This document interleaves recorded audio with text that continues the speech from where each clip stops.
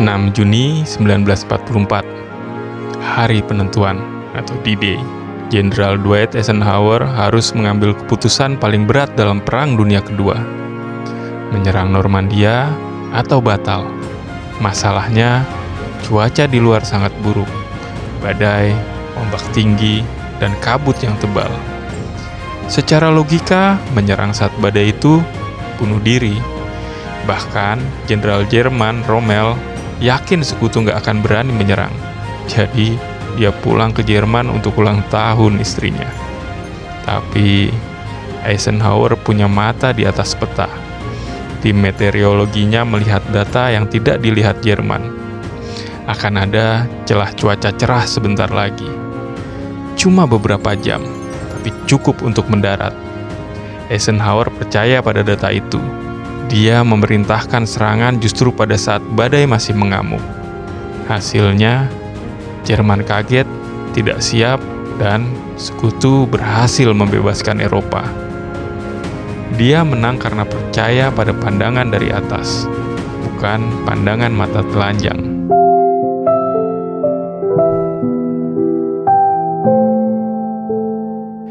Cerita Eisenhower ini mirip banget sama pengalaman kita sehari-hari pakai Google Map atau Waze.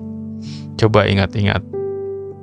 Kita pasti pernah diarahkan GPS masuk jalan tikus.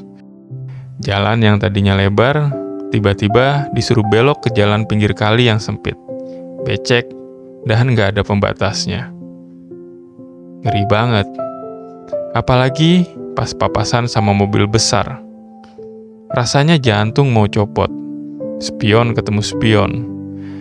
Di titik itu kita pasti protes. Tuhan, kenapa lewat sini sih? Kenapa nggak lewat jalan tol atau jalan utama yang lebar dan nyaman itu?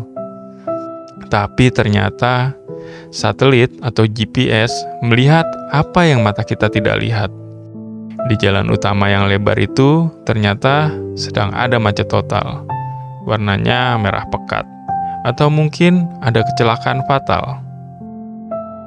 GPS mengarahkan kita ke jalan sempit yang tidak enak itu bukan untuk mencelakakan, tapi justru mencari alternatif agar kita sampai lebih cepat atau terhindar dari kemacetan parah di depan. Teman-teman, Tuhan itu punya pandangan satelit. Dia melihat badai di depan yang tidak kita lihat. Kita baca Mazmur 32 ayat 8. Aku hendak mengajar dan menunjukkan kepadamu jalan yang harus kau tempuh.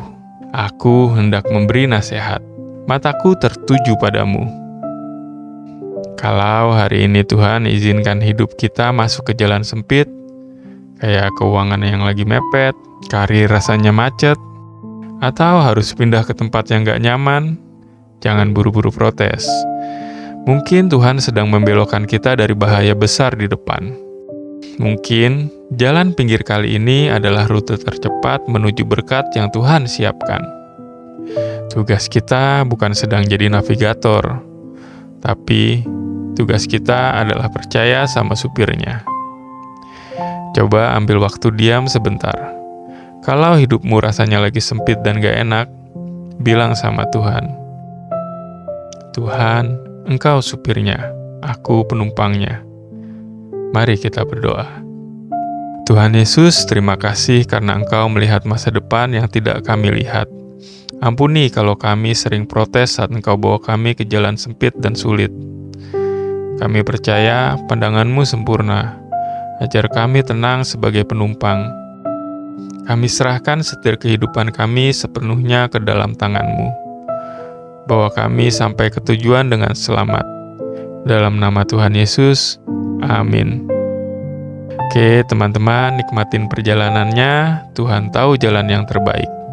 Tuhan memberkati.